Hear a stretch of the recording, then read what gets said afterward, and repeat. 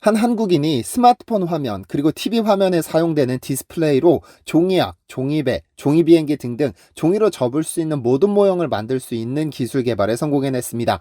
이미 2020년 노벨상 수상자로 가장 유력시 됐었던 이 한국인이 개발한 기술은 앞으로의 세상을 어떻게 바꾸게 될까요?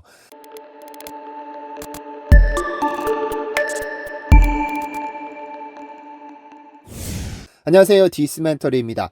현재 대한민국에는 레트로 열풍이 강하게 불고 있습니다. 유행은 돌고 돈다는 말을 실감시키듯 1970, 80년대에 유행하던 옛날 것들이 2021년에 다시금 주목받고 있는데요. TVN에서 몇 년째 불패 신화를 쓰고 있는 복고 드라마 응답하라 시리즈를 시작으로 MBC 놀면 뭐하니를 통해 대박 신화를 써내린 싹쓸이, MSG 워너비 등은 그 시대를 살아온 이들의 추억을 떠올리기에 충분했는데요. 얼마 전에는 넷플릭스 오징어 게임이 전세계 넷플릭스 1위를 기록하면서 무궁화 꽃이 피었습니다. 달고나, 구슬치기 등의 레트로 게임이 한 차례 주목을 받기도 했죠. 그런데 이 레트로라는 것들이 보통 과거에는 유행했으나 현재는 자주 볼 수 없는 희소성 덕분에 현재 MZ세대들의 왕성한 호기심을 자극한 것인데요. 그런데 예전부터 현재까지 꾸준히 사랑을 받은 덕분에 잠시도 잊혀질 틈이 없던 놀이가 있습니다. 바로 종이접기인데요. 과거 종이가 보편화되기 시작했을 때 우리 부모님 세대부터 시작된 놀이이면서 현재 어린이들도 즐기는 이 종이접기라는 놀이는 종이배, 종이비행기, 종이약, 거북이, 하트 등등 원하는 모양을 마음대로 접었다 펴기를 반복하는 것인데요. 그런데 딱딱한 TV 화면이나 스마트폰 액정으로 종이약을 접을 수 있는 날이 곧 도래할 것으로 보입니다. 한국인이 기술을 개발해냈기 때문인데요. 흔히 친구와 헤어질 때 우리는 이따 전화해라는 말을 합니다. 그러면서 함께하는 동작으로 우리는 옛날 사람과 요즘 사람을 구분할 수 있죠. 과거에 핸드폰이 보편화되지 않고 집 전화를 주로 사용할 때를 살아온 사람들은 전화를 나타내는 손동작으로 엄지와 새끼손가락을 쭉 펴는 동작을 하는 반면 요즘 MZ세대들은 손바닥을 귀에 가져갑니다. 스마트폰이 일상화되었기 때문입니다. 그런데 이런 동작도 다음 세대들에게는 옛날 사람이 될지도 모르겠습니다. 최대한 작게, 가볍게, 편리하게 만드는 것이 기술의 척도라고 보았을 때 현대인의 필수품이 된 스마트폰도 더 작고 가볍고 편리하게 진화하고 있습니다. 그런데 몇 년 전 삼성전자가 아예 이 스마트폰을 접어버리는 기술을 개발해 전 세계를 깜짝 놀라게 만들었습니다. 스마트폰을 최초로 개발한 애플의 스티브 잡스는 스마트폰을 공개할 당시 한 뼘 폰을 고집하며 핸드폰은 한 손에 쉽게 잡힐 수 있을 만큼 아담한 크기여야 한다고 강조했습니다. 그런데 삼성전자는 갤럭시 시리즈를 시작으로 갤럭시 노트 등을 출시하며 오히려 화면을 키워나가는 전략을 세웠습니다. 보통 퍼스트 무버의 전략을 그대로 답습하는 것이 패스트 팔로워의 전략이지만 삼성전자는 애플의 스마트폰은 답습했지만 크기를 작게 만드는 전략은 답습하지 않았습니다. 오히려 화면을 키우는 전략을 세웠죠. 유튜브 등의 동영상을 시청하는 이용자들이 급속히 증가하면서 오히려 큰 화면에 대한 수요가 커져왔습니다. TV 시장에서는 이미 큰 화면일수록 좋다는 거거익선 트렌드가 자리 잡고 있었는데 이 트렌드가 스마트폰 시장으로 이어졌다는 것이 전문가들의 분석입니다.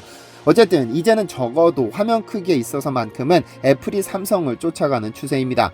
몇 년 전 애플이 야심차게 출시한 아이폰 12의 경우 아이폰 12 미니라는 5.4인치 소형 디스플레이를 장착시킨 모델입니다만 올해 6월 눈물을 머금고 단종을 선언했습니다.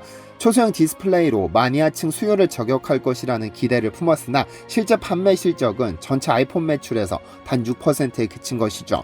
미니에서 대실패를 경험하고는 부랴부랴 아이폰 13 시리즈를 출시할 수밖에 없었습니다.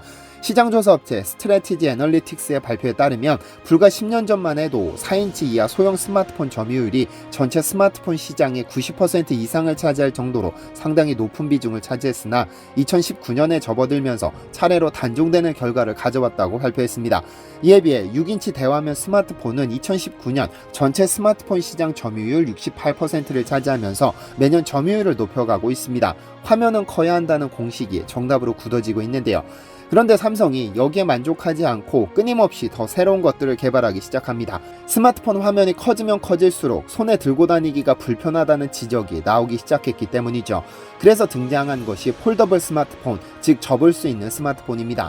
접혀 있을 때는 여성들이 사용하는 화장품, 콤팩트처럼 작고 아담하지만 이를 펼쳤을 때는 일반 스마트폰 크기로 커지는 것이죠.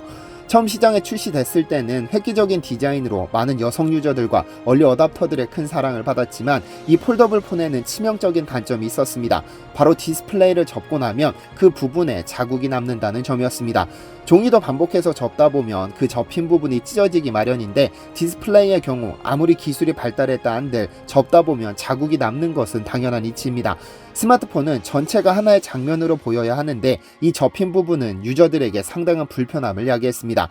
그래서 삼성은 연구에 연구를 거듭한 결과 이 문제를 깨끗이 해결한 G 시리즈를 선보입니다. 현재 G 폴드와 G 플립 시리즈는 공급이 수요를 쫓아가지 못하는 상황이죠. G 시리즈는 핸드폰을 위아래로 접든 양옆으로 접든 접힌 상태에서 할 수 있는 다양한 기능이 추가됐다는 장점도 어필했지만 무엇보다 화면을 최대로 펼쳤을 때 접히는 부분이 전혀 어색하지 않다는 점에서 큰 인기를 끌었습니다.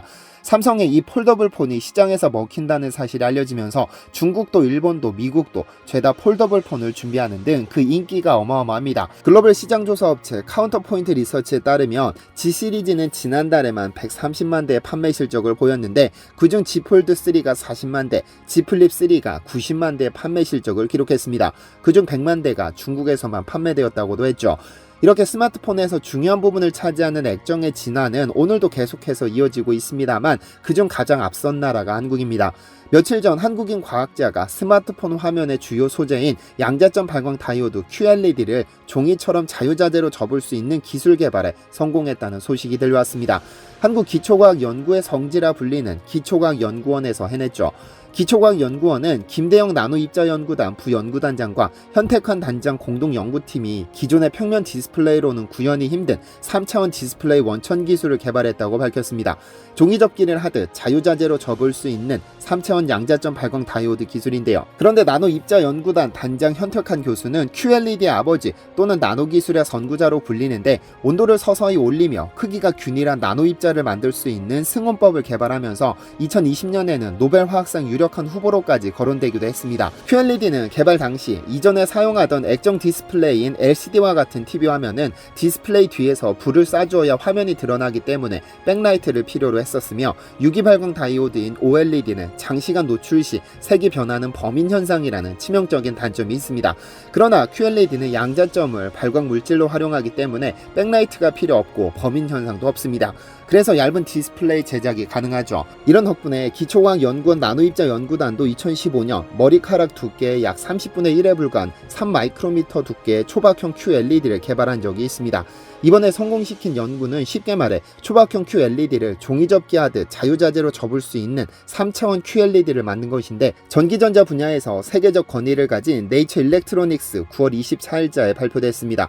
발표된 연구 논문에는 초박형 QLED판을 이용해서 마치 우리가 어릴 적 종이접기 하듯이 액정을 접는 사진을 볼 수 있는데요. 종이비행기, 피라미드, 주사위는 물론 나비와 같은 고난이도 접기도 가능하죠.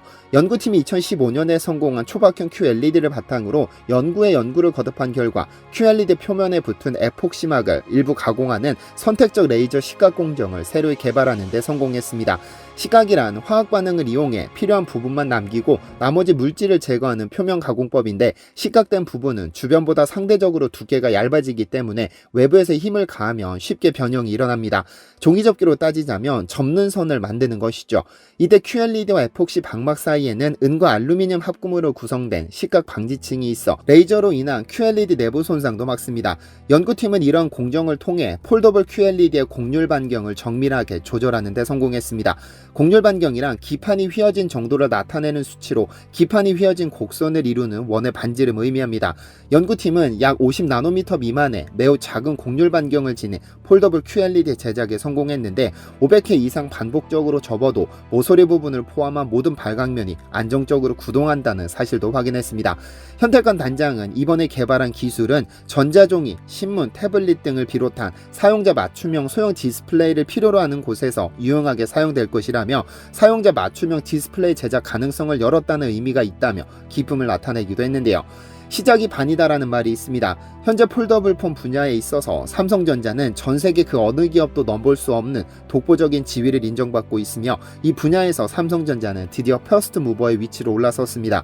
이번 기술과학연구소의 결과에 힘입어 삼성전자뿐 아니라 한국 기업들이 스마트폰과 디스플레이 분야를 더욱 확실하게 장악하기를 기대해봅니다. 시청해주셔서 감사합니다.